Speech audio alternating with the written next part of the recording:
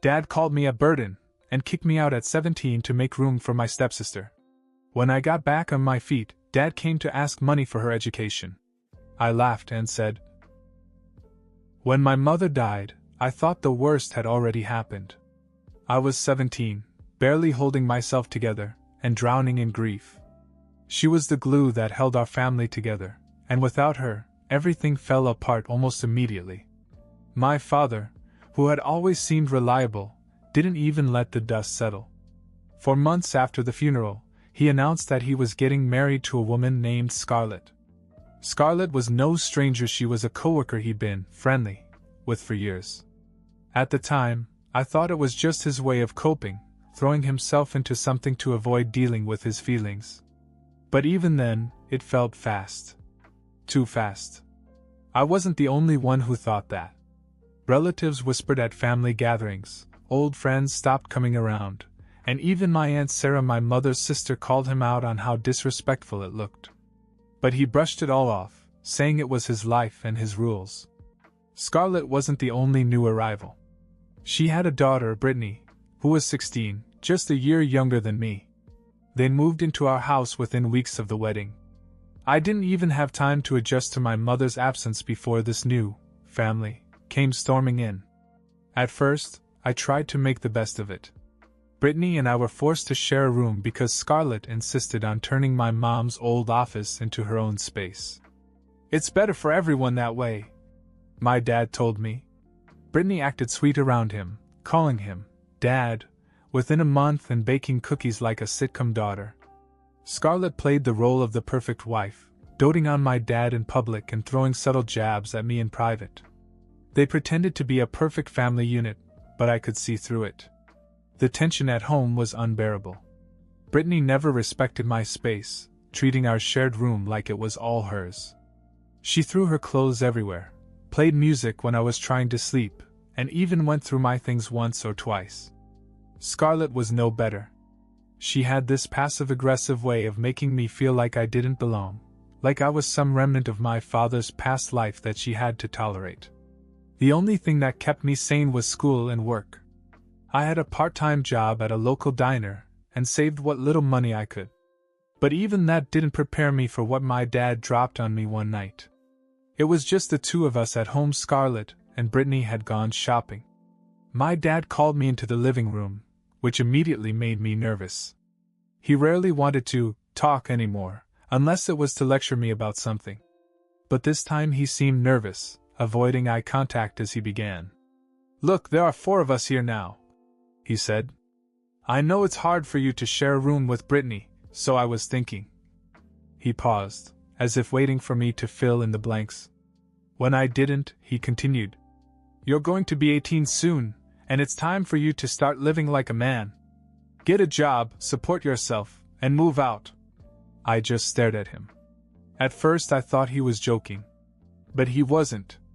He even suggested that I could leave the very next day. "It will be good for you," he added, as if kicking me out of the house was some kind of motivational pep talk.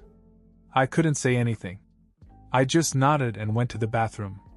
I don't often cry, but that night I couldn't stop. The next day I packed my things and left. My dad didn't even try to say goodbye. He just acted like it was a normal day. I went to my Aunt Sarah's house, not knowing what else to do. She was shocked when I told her what had happened, but she didn't hesitate to let me stay with her.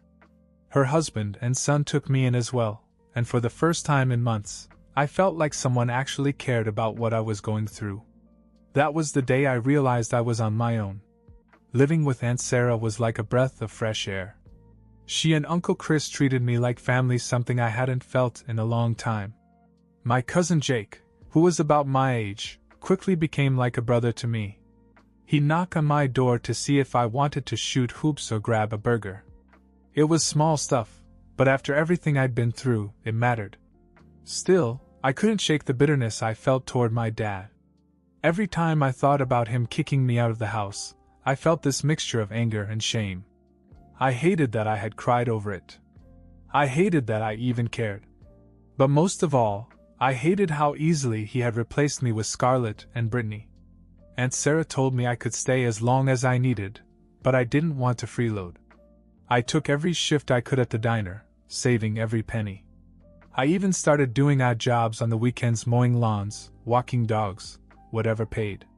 It wasn't glamorous, but it kept me busy and gave me a sense of control. By the time I turned 18, I was juggling 3 different jobs. It was exhausting, but it felt good to know that I was on my own. Aunt Sarah and Uncle Chris have been my biggest cheerleaders.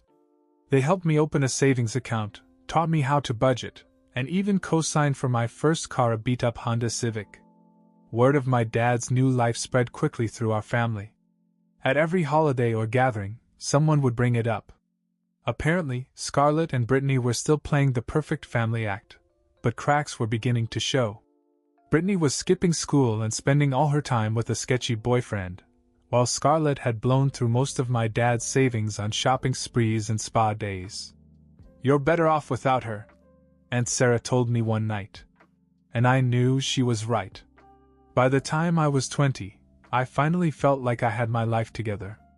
I wasn't rich by any means, but I was making about $5,000 a month from a mix of freelance work and part-time gigs. I had a decent place to live, a reliable car, and enough savings to take the occasional weekend trip. Life was stable, even enjoyable. I barely spoke to my father during those years. We'd exchange a quick, "Happy Birthday," or "Merry Christmas," on the phone, but that was it. I never saw him in person. I wasn't ready, and frankly, I didn't think he deserved it. Then, out of the blue, he called me. It was a typical Tuesday night. I had just gotten home from work when my phone buzzed. His name flashed on the screen, and for a second I thought about ignoring it. But curiosity got the better of me. "Hey," I replied, my voice flat. "Hey, son," he said as if nothing had happened. "I was hoping we could talk. In person." I hesitated. "Why?" "There's something important I need to discuss with you," he said. "Can we meet at Aunt Zoya and Uncle Chris' house? Tomorrow?" I didn't want to say yes, but part of me wanted to hear what he had to say. So I said yes. The next evening I drove to Zoya's house, my stomach in knots. He was waiting for me outside, leaning against his car like he didn't care. He smiled when he saw me, but I didn't smile back. We started small talk. He asked how I was, what I'd been up to, how work was going. I kept my answers vague, not giving him much to go on. After a few minutes, he got to the point. "I've seen some of your Instagram posts," he said. "You've been traveling, buying nice things. You seem to be doing well." I shrugged. "I'm doing well." He nodded, then hesitated before saying, "I was hoping you could help me with something." Here it was. I knew there must be a reason for this sudden interest. "What do you mean?" I asked. "It's Brittany," he said, as if I should have seen it coming. "She wants to go to college, but tuition is expensive. Scarlett and I were having trouble covering it." I stared at him, waiting for the punchline. But he was serious. "You have money now," he continued. "You're her brother. Don't you think you should help?" I couldn't help myself, I laughed. Not just a little chuckle, but a full, bitter laugh. "Are you serious?" I said. "You kicked me out of the house to make room for her, and now you want me to pay for her education?" He tried to backtrack and say it wasn't like that, but I wasn't having it. "You made it clear years ago where I stood in your life," I said. "Don't expect anything from me now." He called me selfish, said I was holding a grudge, but I didn't care. I told him we were done, got in my car and drove away. I thought that was the end of it. I had said my piece, driven away, and fully expected my dad to disappear from my life again. But it wasn't over. 2 weeks later, Scarlett called. I barely recognized her voice at first because I hadn't spoken to her directly in years. She skipped the pleasantries and got right to the point. "Your father's been a wreck since your little stunt," she said, her tone sharp. "He barely eats, he's stressed all the time. Do you really hate him that much?" "Scarlett, I don't know what you think is going on here," I said, already regretting picking up the phone. "I'm not paying for Brittany's college, and I'm not coming back to this circus of a family." That's not what this is about, she snapped. This is about you ruining him. He just wants to make things right, and you're making it impossible. I hung up. I didn't want to get sucked into her drama, but the conversation was bothering me more than I wanted to admit.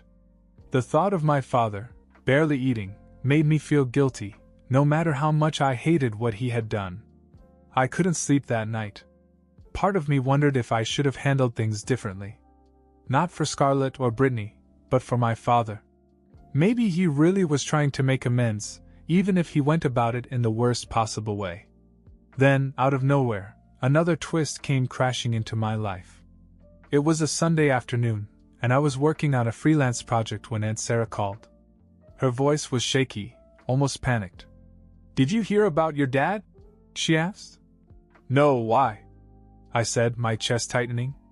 "He's in the hospital. Scarlett called me." I just sat there for a second, trying to process what she'd said. Apparently, he had collapsed at work and had been rushed to the emergency room. The doctors thought it was a heart attack. I didn't know what to feel. Anger? Sadness? Guilt? Maybe all of it. But I knew one thing: I wasn't ready to face him. Still, Aunt Sarah urged me to go. "You'll regret it if you don't," she said. So I went.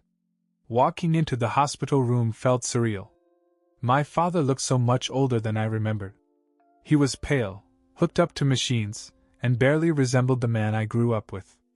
Scarlett sat next to him, dabbing at her eyes with a tissue, while Brittany scrolled through her phone in the corner. He turned his head when he saw me and his eyes lit up for a moment. "You came," he said weakly. I nodded but said nothing. Scarlett didn't waste any time. She stood up and put on her best, concerned wife act. "He asked for you," she said. "You should talk." She and Brittany left, leaving us alone. "I'm sorry," he said, his voice barely above a whisper. "For everything." It caught me off guard. He looked genuinely remorseful, like he was carrying the weight of his mistakes.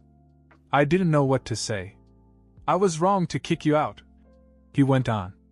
"I was wrong about a lot of things. I didn't know how to handle things after your mom died." I wanted to believe him. I really did. But part of me couldn't forget all those years of neglect, the way he'd chosen Scarlett and Brittany over me. "I'm glad you're doing well," he said. "I see it on Instagram. You've made a good life for yourself."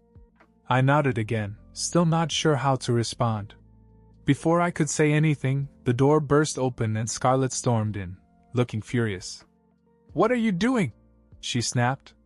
"Why are you apologizing? He's the one who abandoned this family." I froze. "Are you serious?" I said, finally finding my voice. "You think you're the victim here?" She shot back, ignoring me and glaring at my father. "You're the one who made this family fall apart." It was chaos. My dad tried to calm her down, but his voice was too weak. Brittany, who had come back in at some point, was laughing at something on her phone, completely disconnected from what was happening. I couldn't take it anymore. I left the room, my mind racing. That night Aunt Sarah called me again. "I need to tell you something," she said, her voice hesitant. "What now?" I asked, pulling myself together. "It's about Scarlett. Apparently she's been cheating on your dad." I felt like the rug had been pulled out from under me. Sarah explained that Scarlett had been dating a rich guy behind my dad's back for months. She had only stuck around because she thought my dad could still provide for Brittany. But now that his health was failing and his finances were drying up, she was planning to leave him. "She's leaving tomorrow," Sarah said. "She already told Brittany." I didn't know whether to feel angry or vindicated. This woman had destroyed my family, and now she was going to walk away like none of it mattered. The next day it happened. Scarlett packed her things, took Brittany, and left my father alone. For the first time in years, he called me, not to ask for money or help, but just to talk. "I don't know what to do," he admitted. I didn't have an answer for him. After Scarlett left, my dad hit rock bottom. Aunt Sarah told me that he texted her almost every day, apologizing for everything he'd done. I didn't respond. I couldn't. I needed time to process everything: the hospital visit, Scarlett's betrayal, and his sudden change in attitude. To my surprise, my father began to recover. His health improved faster than anyone expected. When he was discharged, he looked stronger, though the weight of everything that had happened was still etched on his face. I didn't visit him after he came home, but I kept hearing updates from Aunt Sarah. Apparently, Scarlett's boyfriend, that rich guy she'd been seeing behind my dad's back, had been coming to their house almost every day while my dad was in the hospital. He hadn't even tried to hide it. Scarlett and Brittany were parading the guy right in front of my dad, and the neighbors had started talking. I wasn't sure whether to feel sorry for my dad or be satisfied that he was finally getting a taste of the chaos he'd brought into my life. Either way, he was alone now, and it seemed that he was finally realizing the consequences of his actions. One night I got a call from him. For once, he didn't sound angry or defensive. His voice was calm, almost hesitant. "I know I don't deserve this," he began. "But can you come over? I just want to talk. No drama, no demands. Just talk." I wasn't sure why, but I said yes. When I walked into the house, it was like walking into a ghost town. The place was eerily quiet, stripped of Scarlett's gaudy decorations and Brittany's endless clutter. My father was sitting at the kitchen table, staring at a cup of coffee as if it held all the answers. He looked up as I walked in, and for the first time in years, I saw the dad I used to know, the one from before everything fell apart. "I screwed up," he said without any preamble. "I let you down. I let everybody down." I didn't say anything, just pulled out a chair and sat across from him. "I thought I was doing the right thing back then," he went on. "I thought starting over with Scarlett would make me happy, but it just tore us apart. And I see that now. I see how much I hurt you." He didn't cry, but his voice broke as he spoke. "I never should have thrown you out. I never should have put her in front of you. I'm so sorry." For the first time, it felt like he really meant it. Not just words to smooth things over, not an apology to manipulate me into doing what he wanted. He looked genuinely sorry, like he'd been carrying the weight of his mistakes and was finally ready to admit them. "I know I can't make up for the past," he said, "but I want to try. If you'll let me." I sat there for a long time, staring at the man who had once been my hero, the man who had also caused me so much pain. I didn't know if I could forgive him, not yet. But part of me wanted to believe that people could change. "I appreciate the apology," I finally said. "But I'm not ready to go back. I've built a life with Aunt Sarah, and I'm happy there." He nodded, his shoulders slumping slightly, but he didn't argue. "I understand," he said. "Just don't shut me out completely. Please." I promised I wouldn't, and I meant it. But I also knew I had to keep my distance, at least for now. As I left the house, I felt a strange mix of emotions: relief, sadness, and maybe even a glimmer of hope. My dad wasn't perfect. He never would be. But for the first time in years, it felt like he was really trying.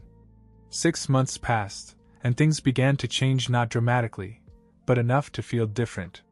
My weekly visits with my father became routine. At first, they were awkward. The conversation stayed on the surface: work, the weather, how the neighbors were doing. But over time, we began to connect again, little by little. He seemed different, calmer, almost humbled. The house felt different too. It was like a piece of my mom had been brought back: her old photos on the walls, the little figurines she used to collect neatly lined up on a shelf. My dad even mentioned how he'd started taking care of her old garden in the backyard. One day he surprised me. "I've been thinking," he said as we sat in the living room. "I owe a lot of people an apology. Not just you, but everyone I've hurt." It wasn't like him to admit such a thing. My father had always been stubborn, the kind of person who rarely said he was wrong. "I want to bring everyone together," he continued. "Just once. To say what I have to say." I wasn't sure what to think, but I agreed to show up when the time came. A few weeks later, he hosted a dinner at a local restaurant. He invited Aunt Sarah, Uncle Chris, and a bunch of relatives I hadn't seen in years. Some of them still seemed skeptical of him, unsure if he was serious about making amends. The dinner began like any other family gathering, polite small talk, passing plates of food, a few awkward silences. But after everyone had eaten, my father stood up and cleared his throat. "I want to thank you all for coming," he began, his voice steady but low. "I've made a lot of mistakes. I've been selfish. I've let people down, especially my own son." He looked at me, his expression soft. "I thought I was doing what was best for me, but I hurt the people who mattered most." The room fell silent as he continued. "I know I can't go back and undo what I did, but I want you all to know how deeply sorry I am." He paused and took a deep breath. "And I miss them. Every single day I miss them." He didn't have to say her name. Everyone knew he meant my mother. It wasn't a dramatic moment, no tears or outbursts. But you could feel the weight of his words. For the first time in years, he wasn't deflecting or making excuses. He was just honest. After that night, the tension that had hung over our family for so long began to ease. Things weren't perfect, too much had happened for that, but they were better. My father stayed in the house, working part-time and spending his weekends in the garden or visiting old friends. As for me, I decided it was time to move out of Aunt Sarah's house. I found a small apartment near where I worked. It wasn't much, just a little one-bedroom with a leaky faucet and creaky floors, but it felt like a fresh start. Aunt Sarah and Jake helped me move in, and when we were done, we sat on the floor eating pizza and laughing. Life went on for everyone. My dad and I stayed in touch and still saw each other every week. Aunt Sarah and Uncle Chris remained the rock of the family, always there to support me when I needed them.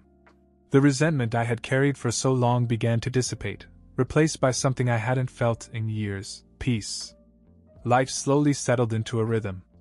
My father and I continued our weekly visits, and while things would never be the same, the anger I'd carried for years was gone. He seemed determined to be better, not just for me, but for himself. I stayed in my small apartment, enjoying the independence it gave me. Aunt Sarah still checked in regularly, sometimes dropping by with homemade meals or inviting me to family dinners. Even though I'd moved out, I knew I'd always have a place with her if I needed it. My father stayed busy, tending to the garden and catching up with old friends. He even joined a local book club, which was so unlike him that I almost didn't believe it when he told me.